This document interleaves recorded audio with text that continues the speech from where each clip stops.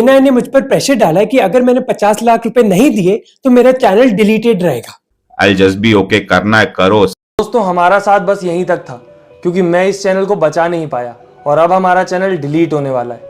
तो अगर दोस्तों इमेजिन करिए आपने अपनी YouTube वीडियो के लिए जस्ट 9 सेकंड की एक न्यूज चैनल की क्लिप का यूज किया हो और अचानक से आपके पास एक मेल आता है और उस मेल के अंदर लिखा होता है पे 48 लाख रुपीज और फेस लीगल एक्शन, यानी कि या तो आप हमें 48 लाख रुपए दीजिए या फिर हम आपके ऊपर लीगल एक्शन लेंगे। जी हाँ दोस्तों, ये कोई फिक्शन नहीं बल्कि रियल है। इंडिया के काफी सारे टॉपिक क्रिएटर्स इसमें फंस चुके हैं। जी हाँ दोस्तों, अब तक आप समझ ही गए होंगे, हम बात कर रहे हैं एएनआई की। इस स्टोरी की शुरुआत होती है यूट्यूबर मोहक मंगल से, जिन्होंने अपनी एक वीडियो में एएनआई की 9 सेकंड की क्लिप का यूज किया था और इसमें उनका कहना था इट वाज फेयर यूज, मतलब कि कंटेंट का लिमिटेड और ट्रांसफॉर्मेटिव यूज जिसे कॉपीराइट लॉ जनरली अलाउ करता है, स्पेशली फॉर एजुकेशन, कमेंट्री या फिर क्रिटिसिज्म। लेकिन एएनआई ने उन्हें एक लीगल नोटिस भेज दिया और इस नोटिस के अंदर एएनआई की तरफ से लगभग 48 लाख रुपए प्लस जीएसटी की डिमांड करी गई थी। बाकी इसको लेकर यूट्यूबर मोहक मंगल की तरफ से रिएक्शन सामने, जब लोग इस चीज को लेकर क्या बोल रहे हैं आप खुद देख लीजिए। Right strike. एएनआई ने मुझ पर प्रेशर डाला कि अगर मैंने 50 लाख रुपए नहीं दिए तो मेरा चैनल डिलीटेड रहेगा। I'll just be okay, करना है करो सर, आपका चैनल जा रहा। पर अब तांडव होगा। मैं आपको सारी बातें बताऊंगा जो एएनआई ने मुझे बोली और ईमेल्स दिखाऊंगा जो उन्होंने भेजे। तो अब स्टार्ट करते हैं। 20 मई को मुझे पहली कॉपीराइट स्ट्राइक मिली थी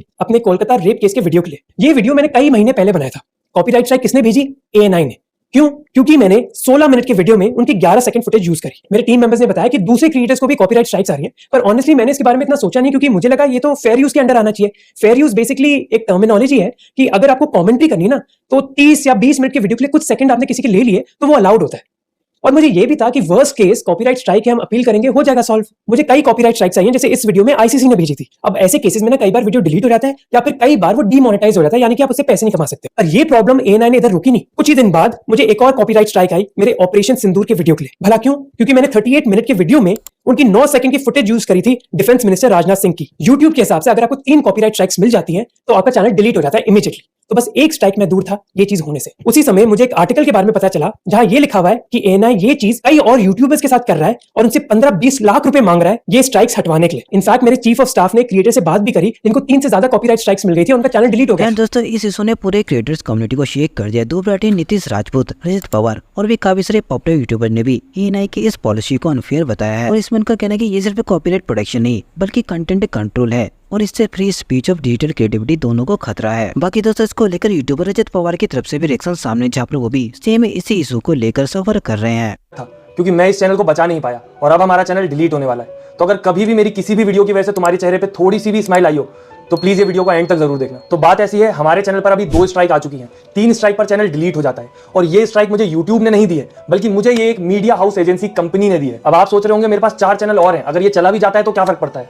नहीं दोस्तों, फर्क पड़ता है। ये मेरा मेन चैनल है, इस पे 6 साल से मैं मेहनत कर रहा हूँ। मैंने कई बार ऐसा हुआ है कि रात में सोया नहीं हूँ वीडियो बनाने के चक्कर में, या मैंने अपने फैमिली फंक्शंस तक छोड़ दिए हैं। मैं दोस्तों से नहीं मिल रहा हूँ बहुत दिनों तक, क्योंकि मुझे इस चैनल को ग्रो करना था। और अब ये चैनल, मेरे 6 साल की मेहनत मेरे हाथ से ऐसे ही चली जाएगी, क्योंकि एक कंपनी ने ऐसा सोच लिया है कि उसे मेरा चैनल उड़ाना है। और मैं ये बात अच्छे से जानता हूँ कि चाहे मैं कुछ भी कर लूँ, जो 3 मिलियन लोग मुझसे इस चैनल पे जुड़े हुए हैं उन्हें मैं दोबारा कभी नहीं ढूंढ पाऊंगा। और सच बताऊं तो स्ट्राइक मेरे पास आज नहीं आई, ये कई दिनों से इस बात की वजह से मैं डिप्रेशन में था। पर मैं सोच रहा था कि मैं हमेशा आपको हंसाने के लिए वीडियो बनाता हूं। मेरा ये जो दुख है मैं आपके साथ कैसे शेयर करूं, पर अब ये बहुत ज्यादा जरूरी हो गया है, क्योंकि ये सिर्फ मेरे साथ नहीं हो रहा है, और भी कई सारे चैनल हैं जिनके साथ ये कंपनी सेम यही चीज कर रही है। तो एटलीस्ट आप लोगों को पता तो होना चाहिए कि हमारे चैनल के साथ चल क्या रहा है। अब आपको पता ही होगा हमारे चैनल पे हम मोस्टली फनी वीडियोस बनाते हैं, रोस्ट वीडियोस। दोस्तों फेयर यूज का कॉन्सेप्ट इंडिया में क्लियर नहीं है, लेकिन ग्लोबली न्यूज क्लिप का limited use specially for public education और क्रिटिसिज्म यूजुअली अलाउ करता है। और काफी सारे क्रिएटर्स का ये कहना है कि एएनआई कॉपीराइट के नाम पर क्रिएटर्स को लीगली थ्रेटन कर रहा है। और एएनआई ने इन दोनों वीडियोस पे कॉपीराइट स्ट्राइक मारा और बोला कि हमने टोटल 8 स्ट्राइक्स दी आपको। ये एक बात होगी, ये एक डेटा पॉइंट है। दूसरा डेटा पॉइंट पता क्या है? दूसरा डेटा पॉइंट है कि जिस फ्लो में, जिस प्रोसेस के अंतर्गत वो ये कर रहे हैं और उससे वो आउटकम क्या चाहते हैं। तो या आउटकम क्या चाहते हैं? They want to sell their subscription.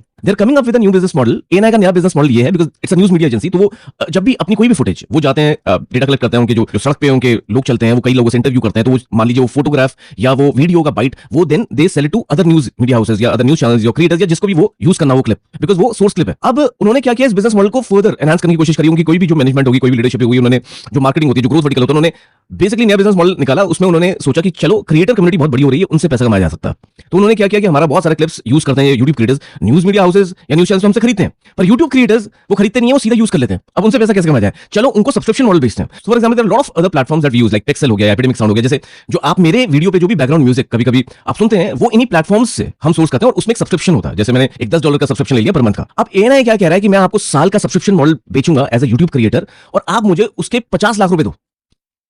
अब ये चीज मैं आपको बताता हूँ कि जो आउटकम है और जो तरीका है उसमें कितना फर्क है। बाकी एएनआई का इसमें कहना है कि उन्होंने काफी सारे लोगों को मल्टीपल वार्निंग दी थी, उसके बाद भी उन सभी लोगों ने हमारे फुटेज का यूज किया और इन सभी फुटेज को यूज करने के लिए प्रॉपर लाइसेंस होना जरूरी है। कल मैं ऑटो में ट्रैवल कर रहा था और फोन पर ये जो एएनआई ने नया वसूली का धंधा चालू किया उसके बारे में बात कर रहा था, तो ऑटो वाला मुझसे बोलता भैया ये तो सेम रोज हमारे साथ होता है, अगर हम टाइम पर हफ्ता ना दें तो ये हफ्ता वसूली वाले हमको धमकी देते हैं कि तुम्हारा ऑटो जब्त कर लेंगे, तुम्हें रोड पर ऑटो नहीं चलाने देंगे। भैया अगर मैं ऑटो नहीं चलाऊंगा तो मैं क्या कमाऊंगा, घर पे क्या दूंगा, अपने बच्चों को कैसे पढ़ाऊंगा, मेरा तो ये सोर्स ऑफ इनकम है। कहता भैया आप भी सेम बात कर रहे हो कि वो न्यूज वालों को अगर ये यूट्यूबर पैसा नहीं देंगे तो उनका चैनल बंद कर देंगे, और आजकल तो यूट्यूबर को सिर्फ यही इनकम है, उनकी तो सारी इनकम खत्म हो जाएगी। थोड़ा सोच कर देखो, सिर्फ 10 सेकंड की क्लिप के लिए 40 लाख 50 लाख डिपेंड कर रहा है किसके कितने सब्सक्राइबर है। ये एक्सटॉर्शन, ये हफ्ता वसूली नहीं है तो और क्या है। कहते कि जी हम अपने रिपोर्टर्स को ग्राउंड पे भेजते हैं, हम इतना मेहनत करते हैं, कोई हमारी क्लिप कैसे यूज कर सकता है। यार एक बात बताओ, तुम जर्नलिज्म मतलब जर्नलिज्म तो नहीं, तुम जो भी कर रहे हो तुम हर किसी के मुंह में तो अपना माइक डाल देते हो, तुम्हारा उसमें लोगो आ जाता है। कोई ऐप भी होती है ना जिसका वाटरमार्क यूज होता है, उसका भी एक बेस प्राइस होता है सिंपल सा यूज करने के लिए। ये नहीं देखते वो कि किसी पे आईफोन है तो उससे हम 50,000 रुपए लेंगे और कोई एंड्रॉइड यूज कर रहा है तो उससे हम 25,000 रुपए लेंगे। अगर इतनी ही पंचायत है कि मेरी 5 सेकंड की या 10 सेकंड की क्लिप भी कोई यूज ना करे तो इसको गवर्नमेंट के अंडर लाओ, गवर्नमेंट से एक सिंपल बेस रेट फिक्स करवाओ, इसके रिगार्डिंग एक फेयर यूज के रूल्स बनवाओ। मतलब तुम तो बिल्कुल ही पेट पे लात मारने को रेडी हो कि अगर तुमने 40-50 लाख नहीं दिए तो हम तुम्हारा चैनल बंद कर देंगे। साउथ एशिया की बिगेस्ट न्यूज एजेंसी कहते हो। बाकी दोस्तों अब ये मामला कॉपीराइट का नहीं बल्कि एक बड़ा सवाल बन चुका है, क्या इंडिया में क्रिएटर्स को लीगल प्रोटेक्शन मिलनी चाहिए। यूट्यूबर मोहक मंगल ने इंफॉर्मेशन और ब्रॉडकास्टिंग मिनिस्टर अश्विनी वैष्णव को ओपन लेटर लिखा है जिसमें उन्होंने इंडियन क्रिएटर्स के लीगल प्रोटेक्शन को लेकर काफी सारी बातें लिखी हैं। एंड दोस्तों अब सवाल ये उठता है कि क्या एएनआई सही है या फिर क्रिएटर्स, क्या कंटेंट का लिमिटेड यूज भी पनिशेबल है और क्या हम इंडियन क्रिएटर को एक स्ट्रॉन्ग फेयर यूज लॉ की जरूरत है। कमेंट करके बताएं। एंड अगर आप एक कंटेंट क्रिएटर हैं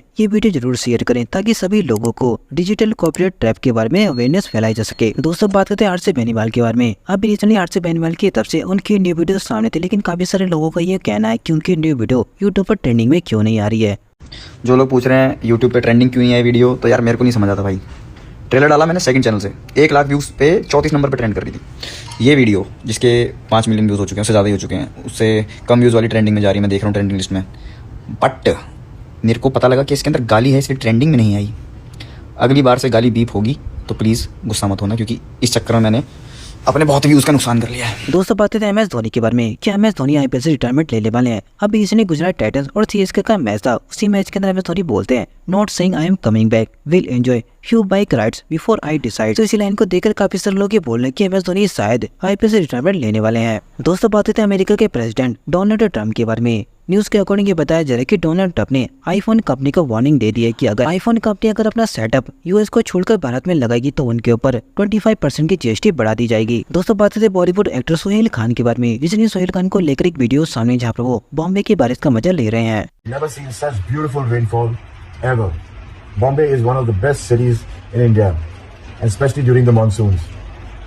I just love it, and I think people should just take a day off today and enjoy the monsoons like I am. It is just beautiful out there, and I don't think I'm going to get out of my bed all day today till weather changes and if it becomes sunny. But all I can say is that till the weather outside is so beautiful, just enjoy it with your family, with a cup of tea or a coffee, and have a great time, because there are very few opportunities that we get to spend